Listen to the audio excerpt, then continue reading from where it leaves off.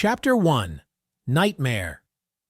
Have you ever woken up from one nightmare and found yourself in another? Lu Sheng is now. Lu Sheng! A stern voice exploded in his ears like thunder. Lu Sheng raised his head dazedly, his face still dazed and at a loss as he had just woken up from his sleep. The middle-aged man on the podium pushed the glasses on the bridge of his nose and glared at him with a look of hatred. There are more than 200 days left until the college entrance examination. Don't want to work hard and still want to sleep in class. As far as your grades are concerned, after graduation, people may not be able to ask you to move bricks on the construction site. Do you know what is the minimum key and blood standard for cement workers on the construction site? Has your blood value reached 0.8?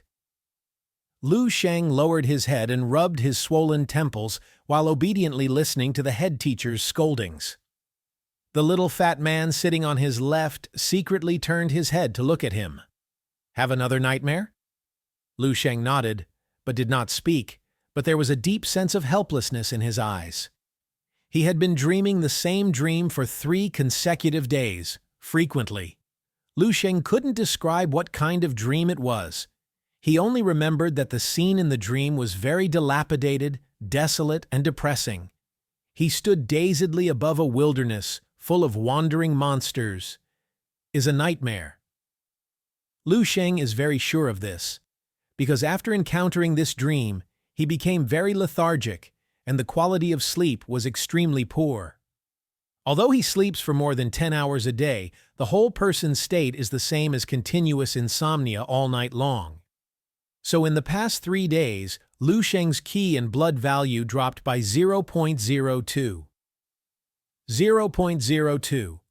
Ah, how many tonics do I need to take, and how many days of hard work to make up for it? Lu Sheng was in a terrible mood. After school, Lu Sheng walked listlessly on the way out of the school with his school bag on his back. Someone called his name, caught up from behind, and stood in front of him. Lu Sheng, go online? It's the little fat guy who was in class during the day. His name is Liu Qiming, and he is one of Lu Sheng's few friends. Facing Liu Qiming's invitation, Lu Sheng shook his head. No, go home. Going home so early? It's not like your style. Go online. I've covered all the drinks and internet charges today. Liu Qiming patted his chest and sincerely invited him. Lu Sheng still shook his head and explained, I really don't want to go. I want to go back to sleep early. You slept in class for a day today, and you haven't woken up yet? An exaggerated expression appeared on Liu Qiming's face.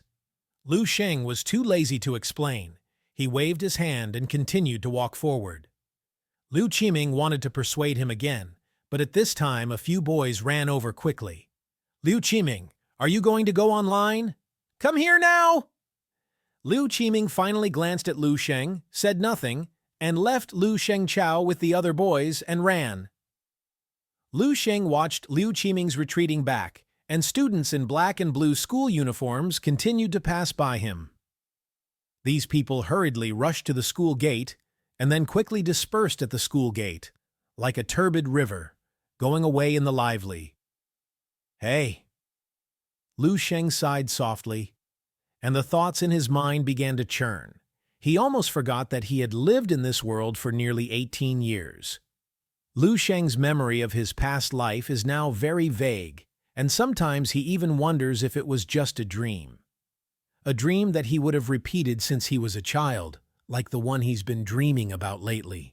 No house and no car, single, white collar, hiking, falling off a cliff. Wake up! Lu Sheng whispered key words in his mouth, and his eyes gradually became empty until he uttered the last word. Crossing.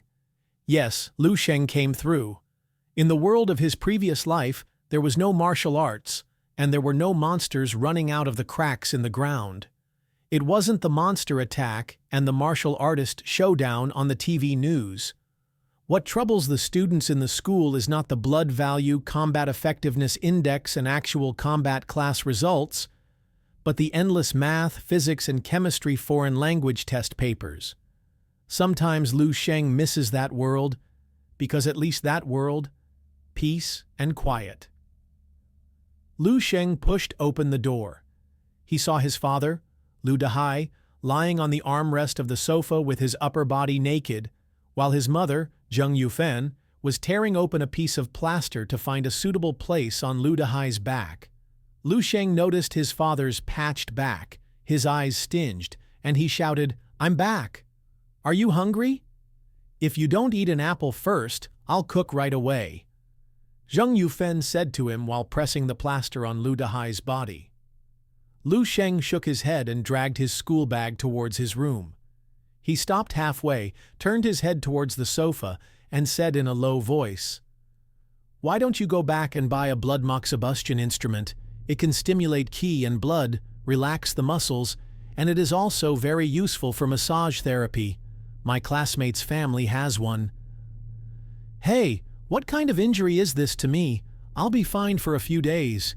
It's better to save this money to buy supplements for you." Lu Dahai quickly rejected Lu Sheng's proposal and then tried his best to turn his head to look at him. "How is your qi and blood value recently? Has it exceeded 0.85? I read on the news today that the QE and blood value of this year's college entrance examination score line has been raised by 0.01. I know, I'll go back to the room to exercise now." When Lu Sheng heard this, his heart tightened, and he rushed into his room as if he had escaped. He is guilty of not being able to. If Lu Dahai knew that his recent qi and blood value had not improved, but had actually dropped, he would have to jump up from the sofa and slap him with his shoes.